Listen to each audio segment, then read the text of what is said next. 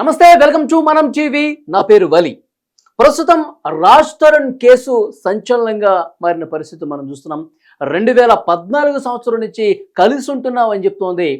ఇక్కడ మనకు కనిపిస్తున్నారు లావణ్య నర్సింగ్ పోలీసులకు కంప్లైంట్ చేశారు.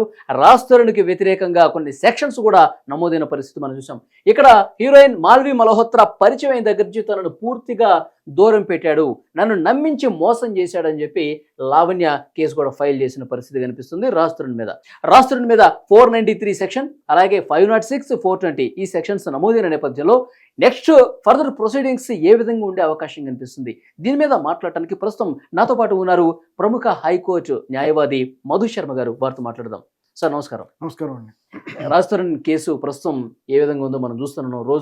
రోజుకో మలుపు కనిపిస్తుంది, ట్విస్ట్ కనిపిస్తుంది. మాల్వి మల్హోత్రా కూడా లావణ్య మీద కేసు పెట్టిన పరిస్థితి కూడా చూసాం. సో ఎలా చెప్తారు సార్? 11 సంవత్సరాల పాటు మేము కలిసి ఉన్నాం అని చెప్పి లావణ్య చెప్తోంది. నన్ను పూర్తిగా నమ్మించి నమ్మక ద్రోహం చేసి వేరొకళ్ళ పరిచయం అయ్యేసరికి ఆమె మత్తులో పడిపోయి నన్ను మోసం చేశాడు రాజ్ తరుణ్ అని చెప్తోంది. 493 సెక్షన్ నమోదైంది. ఎట్లా చూడాలి? అంటే ఇప్పుడు సొసైటీలో వాస్తవానికి కోలివింగ్ కల్చర్ పెరిగిపోయిందన్నమాట వాస్తవం. లివ్ ఇన్ రిలేషన్షిప్ లో ఉంటూనే ఉన్నారు. అయితే ఈ లివ్ ఇన్ రిలేషన్షిప్ మామూలుగా సెలబ్రిటీల నుంచే సామాన్యులు నేర్చుకుంటున్నారు. ఎదురుకు సామాన్యులు అంటే సామాన్యులు అనగా మామూలు ఏం లేదు, వీళ్ళ ఆడియన్స్, వాళ్ళ కనెక్ట్ అయిన వాళ్ళ సెట్ ఆఫ్ ఆడియన్సే ఈ సెలబ్రిటీని ఫాలో అవుతూ చాలా మంది లివింగ్ లోకి వెళ్ళిపోతున్నారు. వాళ్ళ లివింగ్ కో లివింగ్ అనేది it's become very common. But ఈ కేసులో అంతకుముందు మనం చూసింది ఏంటంటే, అంతకుముందు మ్యారేజ్ అయింది ఒక టెంపుల్లో, వాళ్ళిద్దరు తర్వాత నుంచి కలిసి ఉన్నారని కూడా ఒక రకమైంది. అంటే కొంతమంది అయింది అంటున్నారు, కొంతమంది అసలు క్లారిటీ లేదు, కలిసి ఉన్నారని మాత్రం వాస్తవం. సార్ రాజ్ తరుణ్ కూడా ఒప్పుకున్నాడు 2017 వరకు రిలేషన్షిప్ ఉన్నమాట వాస్తవం, ఆ తర్వాత పూర్తిగా దూరంగా ఉన్నామని ఆయన చెప్తా ఉన్నాడు. అవును. ఇప్పుడు యాక్చువల్ గా క్వశ్చన్ అందరికీ ఎక్కడ రైజ్ అవుతుందంటే, లివ్ ఇన్ రిలేషన్షిప్ లో ఉన్నంత కాలం మంచిగా ఉంటారు. సో లివ్ ఇన్ రిలేషన్షిప్ నుంచి వెళ్ళిపోయేటప్పుడు అసలు ఈ బ్రేకప్ అనేది ఎలా ఉంది? ఇప్పుడు ఈ ఇష్యూ కూడా అంతే కదా. ఆల్మోస్ట్ ఇప్పుడు బ్రేకప్ ఎవరి సైడ్ నుంచి అయింది ఈ కేసులో? రాజ్ తరుణ్ నుంచి అయిందా, అమ్మాయి సైడ్ నుంచి అయిందా? అంటే కొంతకాలం ఇప్పుడు రాజ్ తరుణ్ చెప్తున్న ఆర్గ్యుమెంట్స్ ప్రకారం కొంతకాలం ఆ అమ్మాయి కూడా తను రాజ్ తరుణ్తో కలిసే ఉన్నాము, మంచిగా ఉన్నాము అని అప్పటిదా చెప్తూ, తర్వాత ఈ మల్హోత్రా పరిచయం అయిన తర్వాత ఆమెను దూరం పెట్టాడు. సో వీళ్ళిద్దరి రిలేషన్షిప్ లో గ్యాప్ వచ్చింది అనేది ఒక వాస్తవంగా వాళ్ళు చెప్తున్న విషయం. అంటే ఈ మధ్యలో కూడా మనం నిన్నటి నుంచి వీడియోస్ లో చూస్తుంది ఏంటంటే, తినకి ఆపరేషన్ అయింది. ఎవరైతే అమ్మాయి మొదటి నుంచి రిలేషన్షిప్ లో ఉందో రాజ్ తరుణ్తో, తనకి అబార్షన్ కూడా చేయించారు. అబార్షన్ అయింది, ఆపరేషన్ అయింది, ఆ స్టిచెస్ కూడా ఉన్నాయి తనకి అని చెప్పేసి తనతో అవన్నీ కూడా చూపించడం మన కెమెరా చూసి మెడికల్ డాక్యుమెంట్స్ అన్ని కూడా నర్సింగ్ పోలీసులకు ఇచ్చిందంట. అది తర్వాత ఎగ్జామినేషన్ జరగాలి. ఇప్పుడు రాజ్ తరుణ్ కూడా దానికి సంబంధించిన ఎవిడెన్స్ కూడా తను సబ్మిట్ చేసుకోవాల్సి ఉంటుంది. అంటే వాళ్ళు లివ్ ఇన్ రిలేషన్షిప్ లో ఉన్నారు, ఓకే. అంటే ఇక్కడ డిసైడ్ఫుల్ మీన్స్ ఆఫ్ రిలేషన్షిప్ అంటే ఇక్కడ థింగ్ ఏంటంటే, నిన్ను పెళ్లి చేసుకుంటాను ఒక స్పౌజ్ అంటే మగవాళ్ళు ఆడపిల్లల్ని పెళ్లి చేసుకుంటాము అనే మాయ మాటలు చెప్పి వాళ్ళతో ఇంటర్ కోర్స్ చేస్తే గనక that will be a big offence అండి. 493 10 years అట్రాక్ట్ చేసే దానికి అనమాట. అంటే ఇక్కడ జరిగిన సిచ్యువేషన్ ఏంటి, ఆ అమ్మాయి పెట్టింది కూడా నన్ను డిసైడ్ఫుల్ మీన్స్ తో మ్యారేజ్ చేసుకుంటా అని చెప్పి పెట్టారని చెప్తుంది. But at the same time ప్యారలీ తను చెప్తోంది ఇంకోటి ఏంటంటే, మ్యారేజ్ కూడా అయిపోయింది అంటే కొంచెం కాంట్రడిక్టరీగా స్టేట్మెంట్ ఉంది. బట్ ఓకే, అంటే 2 నెలలు తన గర్భం 2 నెలలు గర్భ విచ్ఛిత్తి జరిగింది, అబార్షన్ చేయించాడు. సో దానికి సంబంధించిన ట్రాన్సాక్షన్స్, మనీ ట్రాన్సాక్షన్ కూడా మన రాజ్ తరుణ్ అకౌంట్ నుంచే వచ్చింది. ఆ ఎవిడెన్స్ కూడా ఆమె పోలీసులకు ఇచ్చిన పరిస్థితి. అబార్షన్ కూడా ఇక్కడ ఒకటి ఉంటుంది, ఇద్దరి కన్సెంట్ తో జరిగిన అబార్షన్, ఫోర్స్ఫుల్ అబార్షన్, ఇవి కూడా ఎగ్జామిన్ చేయాలి. అంటే ఇప్పుడు ఇక్కడ థింగ్ ఎలా ఉంటుందంటే, ఒక కేసుని చూసేటప్పుడు ప్రతి ఫ్యాక్ట్ ని క్లియర్ గా ఎగ్జామిన్ చేయాల్సిన అవసరం ఉంటుంది. ఓకే, ఎవరి సైడ్ ఇప్పుడు అమ్మాయి సైడ్ ఉండే ప్రాబ్లమ్స్, అమ్మాయి సైడ్ ఉండే అమ్మాయిది ఆర్గ్యుమెంట్స్ ముందు తీసుకొస్తుంది. రాజ్ తరుణ్ సైడ్ నేను ఇలా ఫెయిర్ గా ఉన్నాను, నా దగ్గర ఇంత ఉంది అని చెప్పేసి తను తీసుకొస్తాను. బట్ ఏదైనా ఒక లివింగ్ కల్చర్ లోకి వచ్చినప్పుడు, లివింగ్ రిలేషన్షిప్ లోకి వచ్చినప్పుడు వాళ్ళిద్దరూ ప్రాపర్ గా లైక్ ఇప్పుడు వాళ్ళని ఎప్పుడు హస్బెండ్ అండ్ వైఫ్ లాగా సొసైటీ ట్రీట్ చేయదు. అంటిల్ వాళ్ళకి పిల్లలు పూర్తిగా పెరుగుతుంటే సేమ్ ఇప్పుడు వాళ్ళకి అప్పుడు గొడవలు వచ్చినా కానీ ఆ ఇంపాక్ట్ వాళ్ళ మీద కూడా క్యారీ అయ్యే ప్రమాదం ఉండేది 100%. అంటే ఇప్పుడు సార్, ఇప్పుడు సహజీవనంలో ఇప్పుడు ప్రస్తుతం మన చట్టాలు ఏ విధంగా ఉన్నాయి? అంటే దానికి యాక్సెప్టబుల్ ఉందా చట్టం? లేదు, సుప్రీంకోర్టు వారు, గౌరవ సుప్రీంకోర్టు వారు లివ్ ఇన్ యాక్సెప్ట్ చేసినప్పటికి కూడా, ప్రీవియస్లీ లివ్ ఇన్ ఓకే అని చెప్పినప్పటికి కూడా థింగ్ ఏంటంటే, they cannot be treated as a wife and husband. ఇప్పుడు వాళ్ళకి ఏ సాంప్రదాయం ప్రకారం మ్యారేజ్ అవుతుంది లివ్ ఇన్ లో ఉన్న వాళ్ళకి? లివ్ ఇన్ లో ఉన్న వాళ్ళకి ఒక పెళ్లి అనేది ఉండదు. ఒక ప్రొసీజర్ ప్రకారం ఎస్టాబ్లిష్ అవ్వరు. మరి విడిపోవాలనుకున్నప్పుడు ఎలా విడిపోతారు అంటే, ఇప్పుడు మీకు ఇన్ కేసు చెప్తున్నాను, ఇప్పుడు నిజంగా వైఫ్ అండ్ కానీ ఎవరో చెప్తా ఉన్నారు, ఇంటర్ కోర్స్ జరిగితే ఇద్దరు సమ్మతంగా జరిగితే ఇంటర్ కోర్స్ జరిగినప్పుడు ఇక వాళ్ళు భార్యాభర్తలుగా అయిపోతారు. ఇంటర్ కోర్సు ఇప్పుడు అదే ఇక్కడ క్వశ్చన్ ఏంటంటే, ఇంటర్ కోర్సు కూడా దీన్ని ఎగ్జామిన్ చేసే విధానం ఉంటుంది. ఒక్కొక్క కేసుని బట్టి ఒక్కొక్క ఫ్యాక్ట్స్ మారుతుంటాయి. కన్సెన్సర్ అంటే ఇద్దరికి సమ్మతమై ఇంటర్ కోర్స్ చేసుకుని వాళ్ళు విడిపోయిన తర్వాత మళ్ళీ ఆ అబ్బాయి మీద కేసెస్ పెడతాను, ఫోర్స్ఫుల్ గా చేశాడు, నన్ను ఇబ్బంది పెట్టాడు, నన్ను పెళ్లి చేసుకుంటాను, నాతో ఇంటర్ కోర్స్ చేశాడు, ఇలాంటివన్నీ మాటలు కాదు. ఫస్ట్ ఏం చేస్తారంటే కొంతమంది ఇందులో అదే ఇవన్నీ చాలా రకరకాలమైన డీవియేషన్స్ ఉన్నాయండి ఈ లివ్ ఇన్ రిలేషన్షిప్ లో. ఎలా అంటే కొంతమంది లివ్ ఇన్ కొంతకాలం ఉంది, తర్వాత మగపిల్లని బెదిరించి డబ్బులు తీసుకెళ్లే వాళ్ళు కొంతమంది ఉన్నారు. ఇందులో అదొక కేటగిరీ ఆఫ్ పీపుల్ ఉన్నారు. లేదు అంటే కొంతమంది నిజంగా నమ్మి రిలేషన్షిప్ లో ఉండి తర్వాత డ్యామేజ్ అయిన వాళ్ళు ఉన్నారు. ఇద్దరికి ఉంది, అబ్బాయికి ఉంది, అమ్మాయి డ్యామేజ్ అయిన సందర్భాల్లో ఉన్నాయి, రెండూ ఉన్నాయి. అంటే inter course cannot be, inter course అనేది ఇవాళ ఎలా అయిపోయిందంటే దానికి లివ్ ఇన్ దాకే అక్కర్లేదు. ఇవాళ కల్చర్ లో డ్యామేజ్ ఎంత జరిగిందంటే కాలేజ్ డేస్ లోనే పిల్లలు ఇంటర్ కోర్స్ చేసుకునేటువంటి పరిస్థితిలో ఉన్నాం. అంటే మన కౌన్సిలింగ్ లో చూసిన వాళ్ళని చెప్తున్నాం కాబట్టి ప్రాక్టికల్ గా మనం చూసిన వాటి గురించి మాట్లాడుతున్నాం. కాలేజ్ డేస్ లోనే ఇంటర్ కోర్స్ చేసుకుని కౌన్సిలింగ్ సెషన్స్ అటెండ్ అయ్యి ఆ డీవియేషన్స్ నుంచి పిల్లలు బయటపడలేక కెరియర్లు నాశనం చేసుకున్న వాళ్ళు కూడా ఉన్నారు. అంటే ఇప్పుడు దీన్ని ఒక సీరియస్ కేసుగా తీసుకొని సార్, సహజనంలో ఇలాంటి ప్రొసీజర్ ఉండాలి, ఒక చట్టంలో పొందుపరిచే విషయానికి సంబంధించి ఏమైనా లోపం కనిపిస్తుందా మన చట్టాల్లో? నేను 100% ఒక మాట చెప్తానండి. ఫస్ట్ నుంచి మన laws gender biased laws, criminal laws gender biased laws. అంటే ఎక్కువ మన చట్టాలు ఉమెన్ ఫేవర్గా ఉంటాయి. ఇండియాలో women as a treated as a goddess, అంటే దేవత కింద మనం ట్రీట్ చేస్తాం. ఆడవాళ్ళని అంత మర్యాదతో చూస్తాం, అంత ఇదిగా చూస్తాం కూడా. అంటే వాళ్ళ ఫేవరబుల్గానే జెండర్ బయాస్డ్ లెజిస్లేషన్స్ ఎక్కువ ఉంటాయి. ఇందులో ఇంకొకటి కూడా ఏంటంటే ఐపీసీ ఉన్నంతకాలం, మొన్న వరకు ఐపీసీ ఉన్నంతకాలం జెండర్ బయాస్డ్ లాస్ ఉన్నాయని చెప్పి ఒక రకంగా అందరూ గొడవ చేసినప్పటికీ, బట్ ఇప్పుడు కూడా ఈవెన్ బిఎన్ఎస్ వచ్చినా కూడా, భారతీయ న్యాయ సంహిత వచ్చినా కూడా, దెన్ ఇప్పుడు కూడా అది జెండర్ బయాస్డ్ లెజిస్లేషన్ గానే ఉంది. ఆడవాళ్ళకే ఎక్కువ ఫేవరబుల్ గా లెజిస్లేషన్స్ ఉంటాయి. సో ఇక్కడ జాగ్రత్త పడాల్సింది ఏ సందర్భంలో అయినా మగవాళ్ళు మాత్రమే. అంటే చిన్న చిన్న వాటికి ఇప్పుడు నాకు కూడా అర్థం కాలేదు సార్. ఇప్పుడు కలిసి ఉన్నారు, తర్వాత ఇంటర్ కోర్స్ జరిగింది, 2 నెలల గర్భం ఉన్నప్పుడు అబార్షన్ జరిగింది, ఇదంతా జరిగింది. ఇప్పుడు క్లాషెస్ వచ్చినాయి, విడిపోదాం అని చెప్పేసి అనుకున్నాడు రాజ్ తరుణ్. ఇప్పుడు కోర్టులో ప్రొసీజర్ ఏ విధంగా ఉంటుంది? ఇప్పుడు ఆ అమ్మాయి ఇప్పుడు నిజంగా అమ్మాయి చెప్పిందంతా విడాకులు తీసుకోవాల్సిన అవసరం ఉందా? విడాకులు ఇట్లా మ్యారేజ్ అయ్యి ఉంటే కనుక, మ్యారేజ్ అయిపోయింది అప్రోప్రియేట్ గా హిందూ సాంప్రదాయం అంటే లీగల్ గా మనం కొంచెం దూరం కావాలి అనుకున్నప్పుడు అంతే కదా. ఇప్పుడు నేను చెప్పేది అదే, ఇప్పుడు వాళ్ళు విడాకులే కావాలి అనుకుంటే మ్యారేజ్ అసలు ఏ సిస్టమ్ ప్రకారం జరిగింది?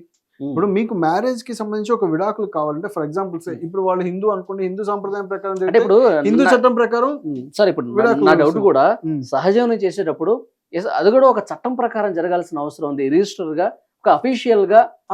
మీరు అన్న పాయింట్ కరెక్ట్. ఇక్కడ ఏంటంటే మేజర్ గా వచ్చేదంటే అడల్ట్స్ బిఫోర్ ఇప్పుడు అదే ఆ వ్యక్తిగత స్వేచ్ఛ ఎక్కువైంది. ఇప్పుడు రాజ్యాంగం ఎంతైతే కలిసి ఉండడానికి ఎలాంటి చట్టాలు అవసరం లేదు, అదే నేను చెప్తున్నాను. విడిపోయే సందర్భం వచ్చినప్పుడు ఇవన్నీ గుర్తొస్తాయి.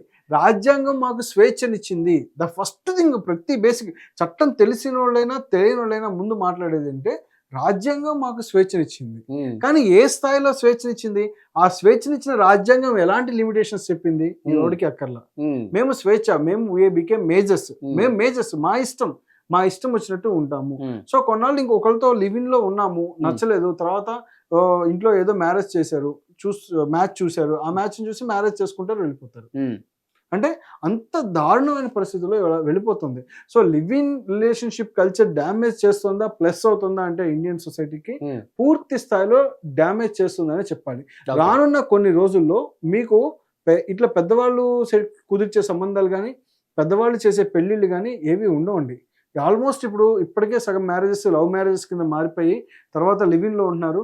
దూర ప్రాంతాల నుంచి వచ్చి, ఇప్పుడు ఎక్కడెక్కడో విలేజెస్ నుంచి వచ్చి హైదరాబాద్ లో లివింగ్ లో ఉంటారు, ఊళ్ళలో తెలియదు, పేరెంట్స్కి తెలియదు, ఇక్కడ తెలియదు, కో లివింగ్లో ఉంటారు, అది కూడా తెలియదు. అంటే డిఫరెంట్ కల్చర్. ఇదొక కొత్త రకమైన విధానం ఎప్పుడో ఆప్ట్ చేసేసుకున్నాము. ఆల్రెడీ సొసైటీలో ఆప్ట్ అయిపోయింది కూడా. అది చాప కింద నీళ్ళ పాకడం అంటారు చూసారా, అలా పాకిపోయింది. మ్యారేజ్ సిస్టమ్ ని రీప్లేస్ చేయబోతోంది ఇండియాలో లివింగ్ రిలేషన్షిప్ 100% రీప్లేస్ చేస్తుంది. మళ్ళీ ఇలాంటి హెడేక్స్ కూడా ఉంటాయి కదా, ఖచ్చితంగా ఉంటాయి. సో ఈ లివింగ్ మీరు అన్నమాట ఇందో వల్లి గారు, లివింగ్ కి సంబంధించి అసలు అప్రోప్రియేట్ లెజిస్లేషన్ లేదా అంటే నిజంగా లివింగ్ కి సంబంధించి ప్రాపర్ లా లేదని చెప్తాను నేను అడిగితే. అంటే ఎందుకు అంటానంటే ఇక్కడ వాళ్ళు కలవడానికి ఎలా కలుస్తున్నారు అనేది ప్రేమ, ఐదర్ లవ్ ఆర్ లస్ట్. నేను చాలా వీడియోస్ లో చెప్పాను, ఇది లవ్ ఆ లస్టా, ఈ రెండింటికి డిఫరెన్సియేషన్ తెలియాలి. లవ్ అనేది ఉంటే యూ కమ్ ఫార్వర్డ్, మీరు పేరెంట్స్ తో మాట్లాడండి, పెళ్లి చేసుకోండి, ముందుకెళ్ళండి. అంటే కానీ అలా కాదండి, మేము లివింగ్ లో ఫస్ట్ మాకు కంపాటబిలిటీ ఉందో లేదా, ఓకే మేము ఇద్దరం కలిసి ఉండగలమా లేదా, ఈ కంపాటబిలిటీని చెక్ చేసుకుంటాము. కంపాటబిలిటీ చెక్ చేసుకున్న తర్వాత మాకు సమ్మతం అనుకుంటే అప్పుడు పెళ్లి చేసుకుంటా ఉన్నాం. దెన్ అప్పటి వరకు మీరు ఆగాలి కదా, ఇంటర్ కోర్స్ చేయాల్సిన అవసరం ఉంది మీకు. అంటే whether it is love or lust వాళ్ళు డిఫైన్ చేసుకోవాలి దాన్ని, ఆ గ్యాప్ ని వాళ్ళు ఫుల్ఫిల్ చేసుకోవాలి. అంటే అవసరమా కాదా అనేది ఇది పర్టికులర్ ఈ కేసులో కూడా సార్ పెద్దవాళ్ళ జోక్యం ఎక్కడ మనకు కనిపించట్లేదు పెద్దగా. అంతే, అటువైపు నుంచి ఆమె పోలీసులను అప్రోచ్ కావడం, కేసులు పెట్టడం, తర్వాత ఇటువైపు నుంచి ఈయన ఒకడే మాట్లాడటం. సో ఇదంతా చూస్తే కనుక వాళ్ళ సమ్మతం లేకుండానే వీళ్ళు లివింగ్ లో ఉన్నారు. 100% అయి ఉండొచ్చు మీరు అన్నట్టు.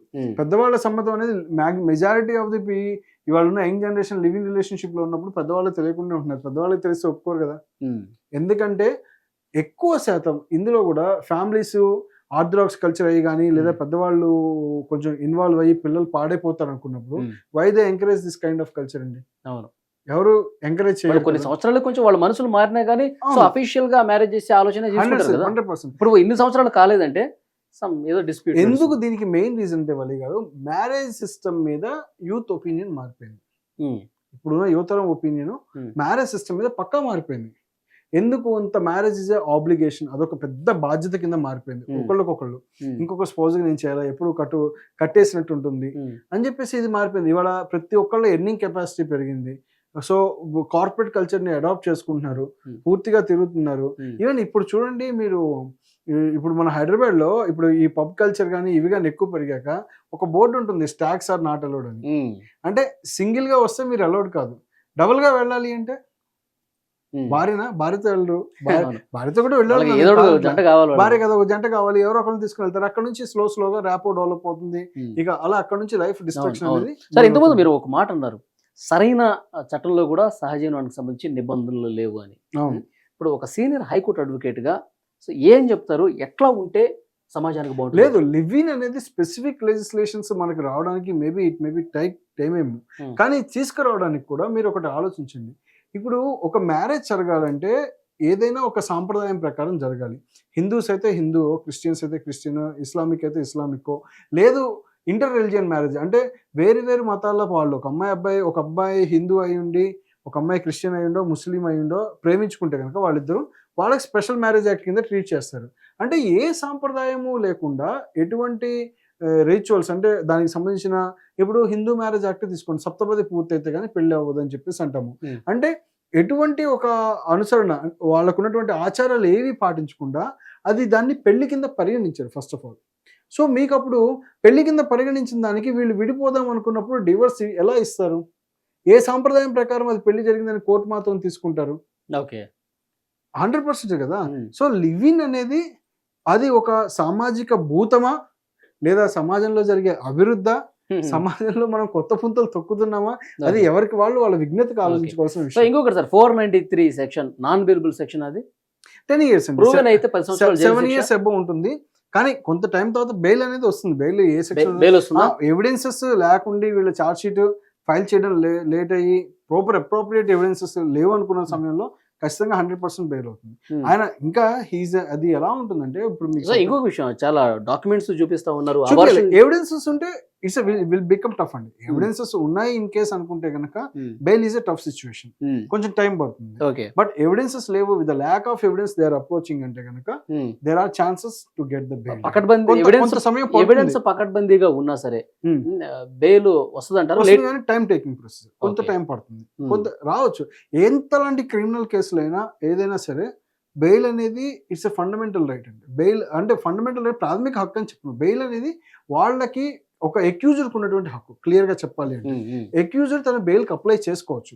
Weather rejection of bail or accepting the bail, court bail ని యాక్సెప్ట్ చేయాలా రిజెక్ట్ చేయాలా అనేది బేసింగ్ ఆన్ ది ఎవిడెన్స్, ఆ కాగ్నిజెన్స్ ఆఫ్ ది క్రైమ్, అంటే క్రైమ్ కి ఉన్నటువంటి సీరియస్నెస్ ని చూస్తారు కోర్టు వారు.